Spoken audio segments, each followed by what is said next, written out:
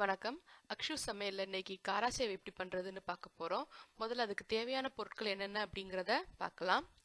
1/2 kilo கடலை மாவு, அதுல 10ல் 1 பங்கு அரிசி மாவு, அதாவது 50 கிராம் அரிசி மாவு, 100 கிராம் வெண்ணெய் இல்லைன்னா டால்டா வனஸ்பதி, 3 டீஸ்பூன் பொடிச்ச வத்தல், 1/2 டீஸ்பூன் முழு மிளகு, 1 டீஸ்பூன் உப்பு, 1/2 டீஸ்பூன் காயப்பொடி, ஒரு சிட்டிகை அல்லனா 8ல் 1 ஸ்பூன் பேக்கிங் சோடா அல்லனா ஆப்ப சோடா, 4 பெரிய பல்லு பூண்டு.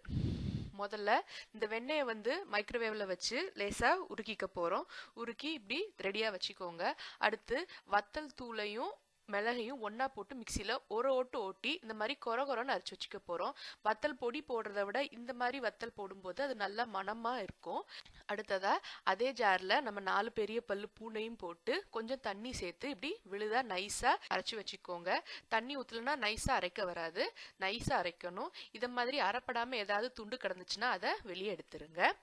அடுத்ததா இப்ப எல்லாத்தையும் சேர்த்து ஒன்னா கலக்க போறோம். முதல்ல 1/2 கிலோ கடலை மாவு, அது கூட 50 கிராம் அரிசி மாவு, நம்ம பொடிச்சு வச்சிருக்கிற மிளகு வத்தல் தூள், அதுக்கப்புறம் உப்பு, காயப்பொடி, சோடா உப்பு, அதுக்கப்புறம் நம்ம அரைச்சி வச்சிருக்கிற பூண்டு விழுது, உருக்கி வச்சிருக்கிற வெண்ணெய் அல்லனா வனஸ்பதி, இது எல்லாத்தையும் சேர்த்து முதல்ல நல்லா ஒன்னா கலந்துக்கோங்க.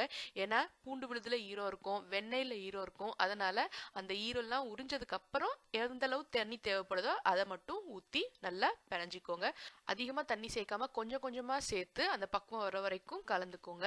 ஏன்னா கடலை மாவு சீக்கிரம் கொலன்னு ஆயிரும் நிறைய தண்ணி சேர்த்துட்டீங்கன்னா. அதனால கொஞ்சம் கொஞ்சமா சேர்த்து இப்படி கட்டியா பிணைஞ்சிட்டு அதுக்கப்புறம் முறுக்கு அச்சுல போட்டு இந்த மாதிரி 3 ஓட்டை இருக்கிறதுல போட்டு இப்படி ஃபுல்லா எண்ணெயில நல்லா பிழிஞ்சு விட்டுருங்க. ஷேப் வேணும்லாம் வேண்டாம், எப்படி நம்ம உடைச்சு சின்ன சின்னதாக தான் எடுக்க போறோம்.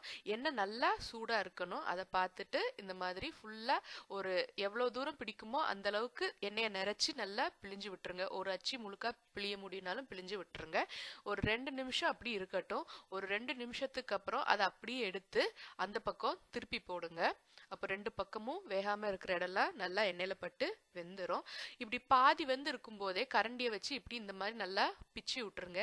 ஏன்னா ஃபுல்லா பொரிஞ்சதுக்கு அப்புறம் எடுத்து உடைச்சோம்னா அது உடைச்ச மாதிரி தெரியும். அப்படி இல்லாம இந்த மாதிரி சூட்டோட உடைச்சு விட்டுட்டீங்கன்னா உடஞ்ச இடத்துலயும் நல்லா பொரிஞ்சு எல்லா இடத்துலயும் நல்லா மொறுன்னு வெந்துரும். உடைச்ச மாதிரி தெரியாம அப்படி பிழிஞ்சு விட்ட மாதிரியே அழகா இருக்கும் காரசேவ் வெளியே எடுக்கும் போது.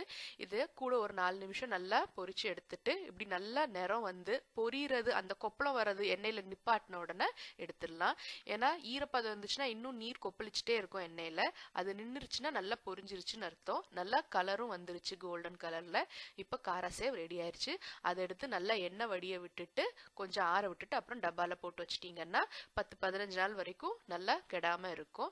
இது ஈவினிங் டைம்ல டீ கூடயோ காஃபி கூடயோ சாப்பிட்டீங்க ரொம்ப அருமையா இருக்கும். உங்க வீட்லயும் ட்ரை பண்ணி பாருங்க, உங்களுக்கு ரொம்ப பிடிக்கும். நன்றி.